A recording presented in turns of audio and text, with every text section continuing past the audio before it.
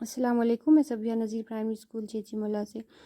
तो आज का जो हमारा टॉपिक है वो है सेंटेंस, जो हम इंग्लिश ग्रामर से पढ़ेंगे और क्लास 4th के लिए है ये। तो चलो बच्चों देखते हैं कि सेंटेंस किसे कहा जाता है। सेंटेंस सेंटेंस कहते हैं a group of words that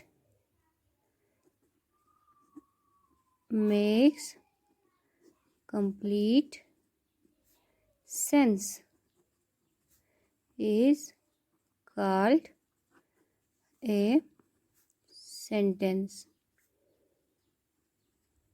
Means a group of words that makes complete sense is called a sentence. Sentence कहते हैं group of words को। जब हम बहुत सारे words आपस में मिलाते हैं तो एक sentence बनता है, लेकिन उसका एक proper meaning हो तो तब वो sentence कहलाता है।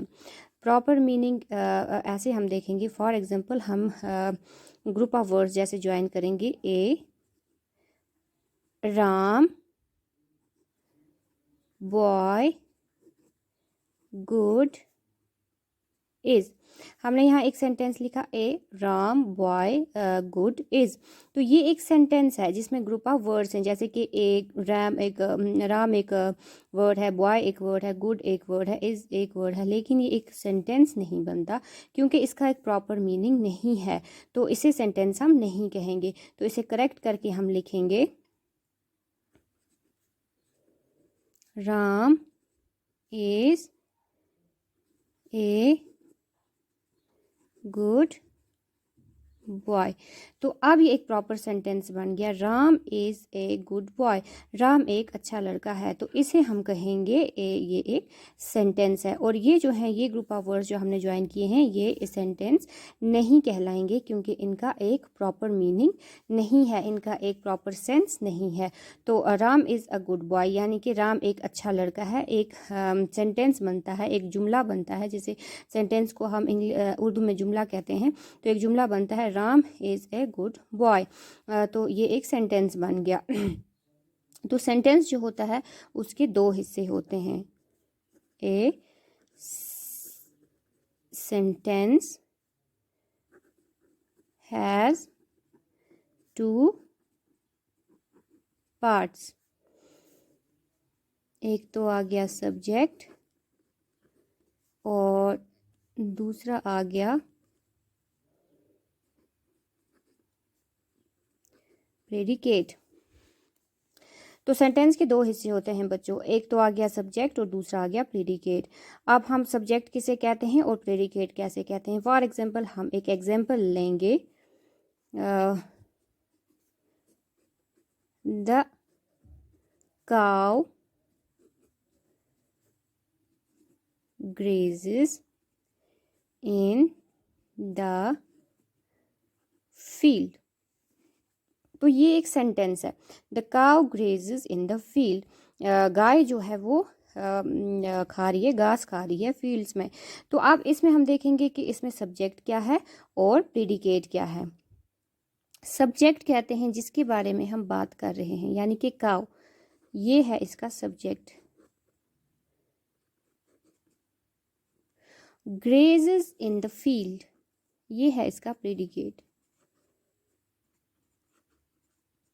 तो बच्चों आपको समझ में आया होगा। द काउ यानी कि जिसके बारे में हम बात कर रहे हैं उसे हम कहेंगे सब्जेक्ट। और क्या बात कर रहे हैं, ग्रेजेस इन द फील्ड, यानी कि वो क्या कर रही है फील्ड में, उसको कहते हैं प्रेडिकेट। यानी कि जिस पार्ट में हम किसी चीज़ के बारे में जिस चीज़ के बारे में बात कर रहे हैं वो सब्जेक्ट कहलाता है, और क्या बात कर रहे हैं उसे प्रेडिकेट कहते हैं। तो सब्जेक्ट के दो पार्ट्स होते हैं, एक होता है सब्जेक्ट, सेंटेंस के दो पार्ट्स होते हैं, एक होता है सब्जेक्ट और दूसरा होता है प्रेडिकेट। तो अब हम देखेंगे एक और example, our dog sits at the gate. तो एक और मैंने सेंटेंस लिखा, our dog sits at the gate, हमारा कुत्ता गेट पे बैठता है। तो सब्जेक्ट इसमें क्या आएगा, आवर डॉग, यानी कि जिसके बारे में हम बात कर रहे हैं वो सब्जेक्ट है।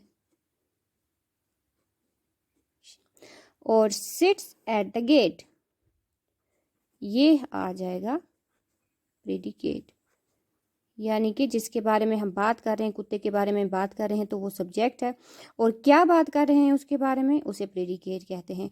तो ये आपने देखा कि सेंटेंसेस के दो पार्ट्स होते हैं, एक सब्जेक्ट और एक प्रेडिकेट। तो बच्चों आपको समझ में आ गया होगा, मैं फिर से रिपीट करूंगी। सेंटेंस किसे कहते हैं? A group of words that makes complete sense is called a sentence. Sentence उस ग्रुप ऑफ वर्ड्स को कहा जाता है जब हम बहुत सारे वर्ड्स आपस में जोड़ते हैं लेकिन वो एक कंप्लीट सेंस दे, उसका एक प्रॉपर मीनिंग हो, तो उसे सेंटेंस कहा जाता है। यहाँ मैंने एक एग्जांपल दी थी, ए राम बॉय गुड इज। यहाँ तो हमने बहुत सारे ग्रुप वर्ड्स आपस में ग्रुप किए हैं, यानी कि हमने वर्ड्स आपस में जोड़े हैं, लेकिन ये प्रॉपर मीनिंग नहीं दे रहा है, तो इसका ये जो है ये सेंटेंस नहीं बनता है। तो हम इसे करेक्ट करके कैसे लिखा है? Ram is a good boy, Ram एक अच्छा लड़का है। यानी कि ये ग्रुप ऑफ वर्ड्स जो हैं ये एक प्रॉपर सेंस बनाते हैं, तो इसे सेंटेंस कहा जाएगा। तो सेंटेंस के दो हिस्से होते हैं, एक होता है सब्जेक्ट और दूसरा होता है प्रेडिकेट।